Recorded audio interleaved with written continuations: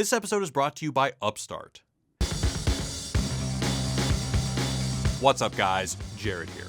Unless you're brand new to the internet, you've probably encountered some good old-fashioned online rage, like grief at a funeral, happiness at a pizza party, or humiliation at a bar mitzvah. Rage is an emotion that seems to innately belong on the internet. Now, I'm definitely not an angry dude, but I've succumbed to my small share of internet rage. In the dark days following the Game of Thrones finale, I may have ranted over G-Chat to anyone who would listen. I may have even come this close to signing a toothless internet petition demanding it be remade with better writers. In short, I raged a little. And what did I get out of it? Not much. It didn't make me feel better or more empowered. I wouldn't say it was a net benefit for my life. But who does benefit when we get pissed off on the internet? Let's investigate. Welcome to this Wisecrack Edition on Internet Rage. But before we get to it, I want to give a shout out to our sponsors over at Upstart. Upstart is the leading marketplace for providing personal loans if you have a history of credit card debt. If you have credit card debt, you know how hard it is to get your head above water, especially if your credit score isn't great. Upstart rewards you based on your job and education history in the form of a smarter interest rate. They believe that you are more than just your credit number. It's simple, fast, and easy to check your rate without affecting your credit score. When your loan is approved and accepted, most people can receive funds the next day. Over 300,000 people have used Upstart to pay off their credit cards, student loans, fund their weddings, and make other large purchases. So free yourself from the burden of high-interest debt by consolidating everything into one monthly payment with Upstart. Upstart is ranked #1 in their category out of 300 other businesses on Trustpilot. Go to upstart.com/wisecrack to find out how low your Upstart rate is. It takes a few minutes and it won't affect your credit. And now, back to the show. Of course, rage on the internet runs the gamut. It's generally political, but not always. It's sometimes justified and oftentimes not. Sometimes some celebrity has said something so blood-boiling you need to watch 5 suggested videos about why this person is human trash. Sometimes someone gave Sonic baby teeth.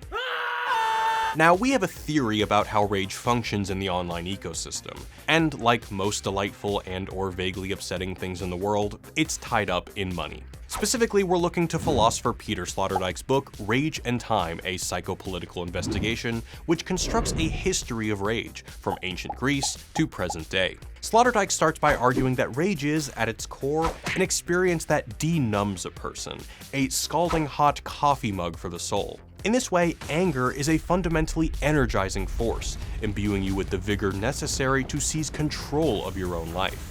Like many of our emotions, though, we want our rage to be recognized or legitimized by someone or something more powerful than ourselves. Rage, in this sense, is an important aspect of psychopolitics because it is a demand to be seen.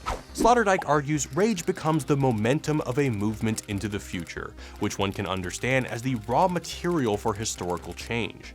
Rage starts wars, overthrows governments, and ends unhappy marriages. Rage has manifested differently at various points in human history. For the ancient Greeks, their gods sanctioned their rage by granting them luck in battle. But near the end of ancient history, something shifted. Collective rage started being seen as a valuable resource for social manipulation in which collective fits of anger were planned into existence by powerful dudes with highly specific motives.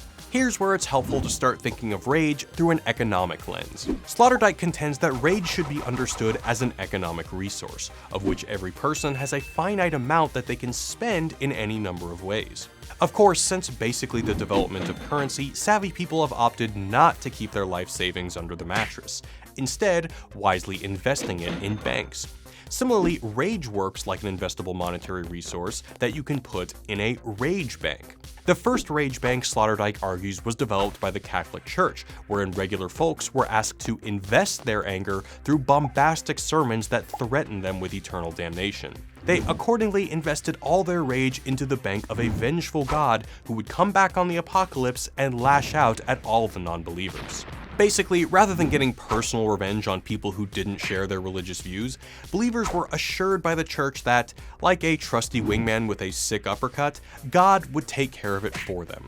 Just as a regular bank will hold your money for you until you need it, so too would the Catholic Church hold your rage until the apocalypse.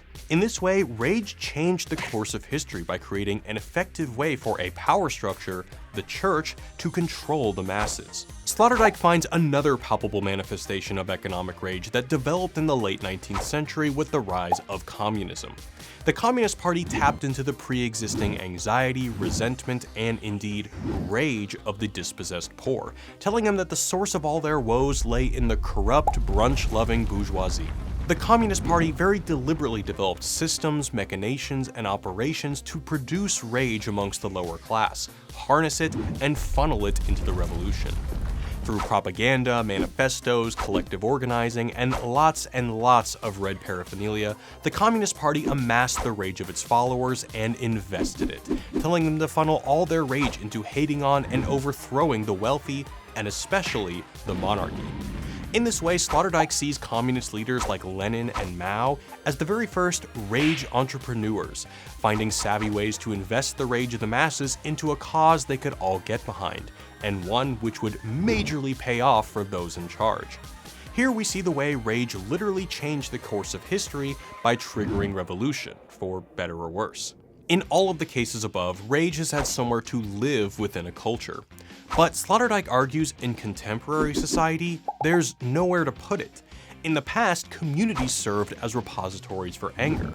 But nowadays, instead of expressing our rage at the town market or local square dancing barn party, we're hyper-individualistic, sitting at home with our AirPods in, mumbling a brilliant too-late takedown of that guy who cut you in line at Chipotle. The point is, solidarity between communities, religions, and class has faded. Consequently, we as a society have failed to give our collective rage a proper home. Now remember, the crucial part of satisfying cathartic rage is recognition by something higher than ourselves. As the world gets hyper-connected and individualistic, meaningful recognition becomes an increasingly scarce resource. As a result, a lot more of us feel ignored or unimportant, and alongside that, sense our rage yielding little recognition, creating a massive group of people who feel exploited and ignored by those in power. So what happens to rage when we A, have no collective place to store it, and B, are left to experience it on our own without any planned target for it or any validation from above? I'll give you a hint. What do angry moms, angry Star Wars fans, angry neo-Nazis, angry vegans, angry Beyonce lovers, angry ferret owners, and angry Christmas stands all have in common? They all choose to rage on the internet. The vacuum created by lack of community is being filled by the internet, allotting rage to causes ranging from Gamergate to petitions hating on the Game of Thrones writers. Unsurprisingly, studies have shown that high arousal emotions, whether positive, like awe at how this nebula looks like it's hosting a rave for unicorns, or negative, like anger at the Ghostbusters remake for ruining your childhood, are far more likely to go viral than low arousing emotions like sadness, a point demonstrated by viral content mill Upworthy in this graphic. Rage, in short, is clicky. A brief scan of top headlines over the past few years indicates an almost rabid level of anger people are being fed when they check their newsfeed. From Obama saluting the Marines while scandalously holding his latte, to the new Peter Rabbit making light of food allergies. Blackberry! No, but he's allergic to... clever. Shoot for the mouth! Ow! There's no shortage of things to be angry about. The problem is, in the absence of a rage bank, there's nowhere for us to store our anger. Just as you can view the Catholic Church as a rage bank and the Communist Party as a rage entrepreneur, we think it's helpful to contextualize each social media platform as a sort of rage stock exchange, where rage is bought, sold, and prospected. Here, let's go back to Sloterdijk's explanation of how any kind of rage economy is formed, in that it is planned by its agents according to entrepreneurial criteria and controlled by its managers with long-term oversight. In the case of YouTube, the agents of this stock market are the platform owners, aka Google bigwigs trying to maximize profit with the help of algorithms that will maximize view time. This often means recommending videos that you will find enraging, because rage equals engagement.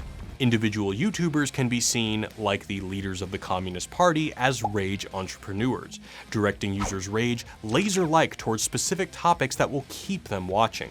However, unlike the Communist Revolution, there is usually not an identifiable project for people to use their rage to actualize. The only goal on behalf of the entrepreneurs is self-interest. They're trying to generate YouTube views, amass Patreon subscriptions, and sometimes sell apocalypse gift bags. The rage being stirred up is inherently self-perpetuating and fruitless. It's in the platform's interest to keep you raging so you keep consuming more videos. What's more, all this YouTubing won't help a user amass a coherent dream for a new system, because YouTube is always about to recommend a new radical thinker with a newer, radicaler plan to influence you. As a result, you're investing all this rage without any hope of return.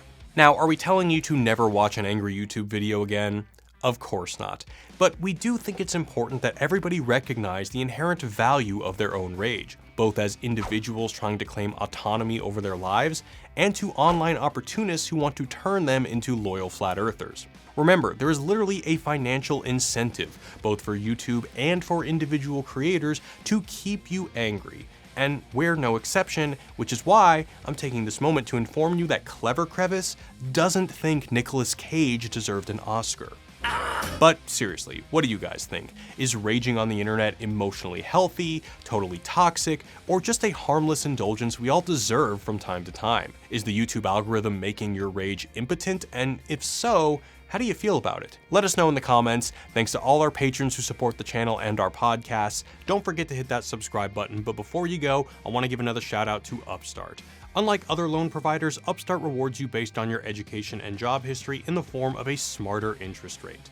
Check out why Upstart is ranked #1 in their category of over 300 businesses on Trustpilot. Go to upstart.com/wisecrack to find out how low your Upstart rate is today.